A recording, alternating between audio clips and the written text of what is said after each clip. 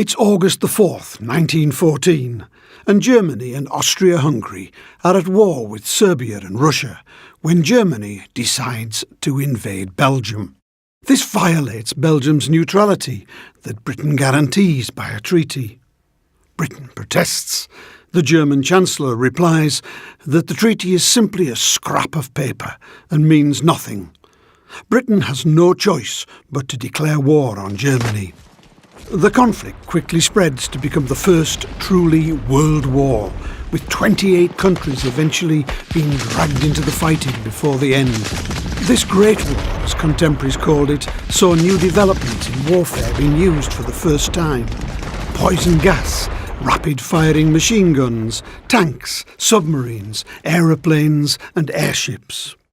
On the 16th of December 1914, 4.5 months after the outbreak of the war, the Germans attempt to draw the Royal Navy into a major battle in the North Sea.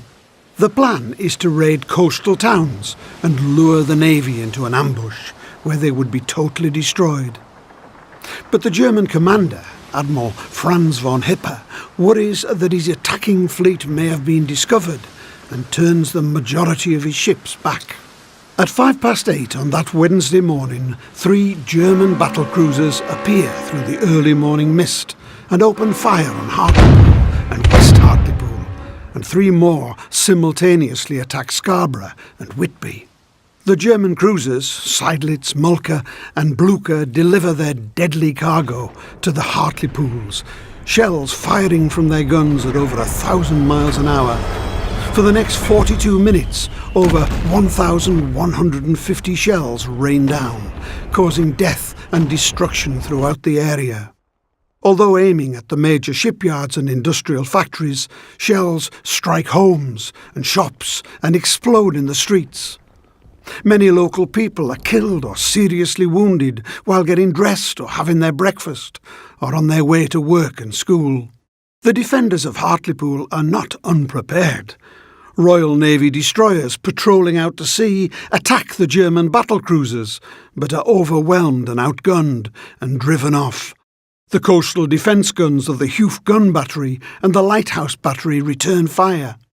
Operated by the Durham Royal Garrison Artillery, and assisted by men from the Royal Engineers and the 18th Battalion of the Durham Light Infantry, they fired 123 shells at the ships, causing some damage and killing at least 9 German sailors. Among the defenders that day are new volunteer soldiers of the Durham Light Infantry, and they include Private Theophilus Jones, a local teacher at St Aidan's School. He becomes known as the first British soldier to die due to enemy action on British soil during the First World War. By the time the German ships have left, large parts of the town have been destroyed. The human cost is worse, with at least 114 civilians, 9 soldiers and 7 sailors being killed instantly or dying later from their injuries. Over 500 other people are seriously wounded, many due to being hit by the blast and the fragments of exploding shells. Many have lost limbs, some are blinded or deafened. It was later said that no family was left unaffected. Deaths would have been far greater had it not been for the bravery and the expertise of the community policemen, women volunteers and medical staff who risked their own lives to save others.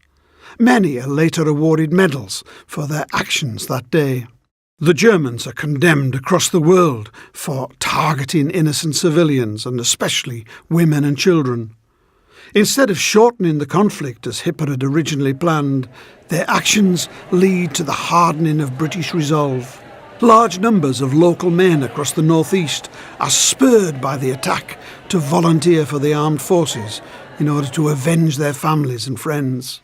While throughout Britain thousands of women are employed in munitions factories, spending long shifts filling shell cases, making fuses and working with hazardous chemicals to help the war effort.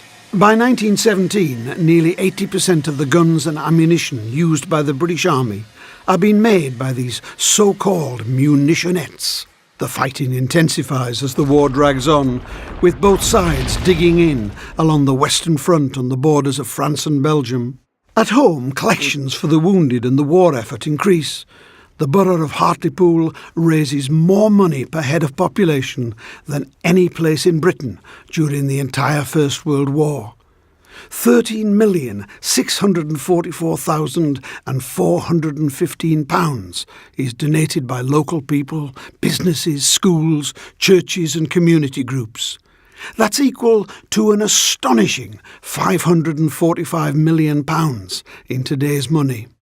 In September 1918, after 4 years of fierce fighting, the Germans realise that the military situation facing them is hopeless, and they eventually agree to the Allies' terms. On the 11th of November 1918, the order came to cease fire. The guns finally fall silent. The Allies have won at a great cost. Politicians take 7 more months to agree on a peace treaty, and in June 1919 people celebrate as the war is finally declared to be over. The First World War was one of the most deadly in human history, leaving over 17 million people dead and over 20 million wounded. To commemorate 100 years since Britain's involvement in the First World War, an artwork entitled Blood-Swept Lands and Seas of Red was installed in the Tower of London in 2014. 888,246 ceramic poppies were commissioned, each representing a British military fatality during the war. Each of these 130 poppies from that installation represents someone who lost their life due to the bombardment of the Hartlepools on the 16th of December 1914. We will remember them.